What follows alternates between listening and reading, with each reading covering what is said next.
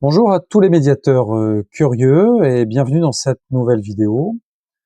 Aujourd'hui, on va parler d'un sujet qui nous concerne tous, le stress. On a souvent tendance à le considérer comme un mal purement mental, mais saviez-vous que notre corps joue un rôle crucial dans sa gestion?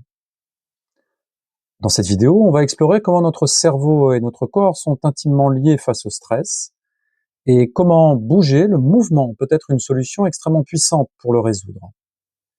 Il y a quelques siècles, le philosophe René Descartes a séparé le corps de l'esprit. En revanche, aujourd'hui, les neurosciences nous montrent que c'était une vision incomplète et que nos émotions ne sont pas que dans notre tête. Elles s'expriment à travers notre corps par ce qu'on appelle des marqueurs somatiques. Quand on parle de ce qu'on ressent, eh bien, on parle aussi de son corps. C'est compliqué, effectivement, de parler d'une émotion sans exprimer ses sensations somatiques. L'inventeur du mot stress, Hans Seil, parlait plutôt de syndrome général d'adaptation. Face à une situation stressante, notre organisme a 3 réactions possibles: l'affrontement, la fuite ou la sidération. Dans la nature, les animaux transforment constamment leur stress en mouvement. Mais nous, les humains, on a tendance à la sidération, surtout dans les interactions sociales négatives.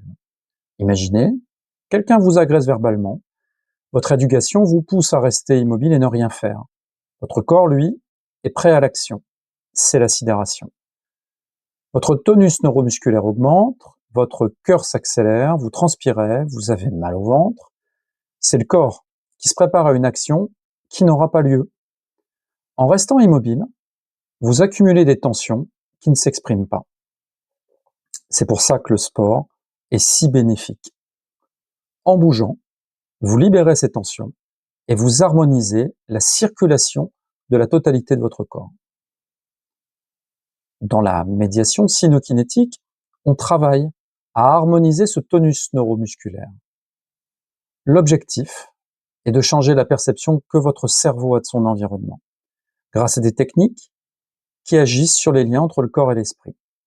Le massage asiatique, par exemple, il joue un rôle clé en agissant sur le système neurovégétatif et en améliorant la circulation sanguine, comme nous l'avons vu précédemment. Ce savoir-faire manuel est associé à une présence thérapeutique rassurante et adaptative. Elle est également attentive à l'écoute des besoins du patient. En détendant le corps, on relâche une cuirasse émotionnelle défensive, ce qui prépare le terrain pour que les croyances puissent être réactualisées par un professionnel de la psychologie. Les Asiatiques ont d'ailleurs établi un lien entre certaines somatisations et les méridiens d'acupuncture.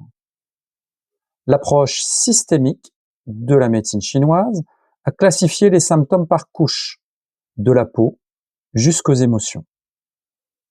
Des auteurs, comme Myers, ont même établi des liens entre les trajets myofaciaux et les méridiens chinois, montrant que le système facial est une interface mécanique entre le tonus musculaire de base et les émotions.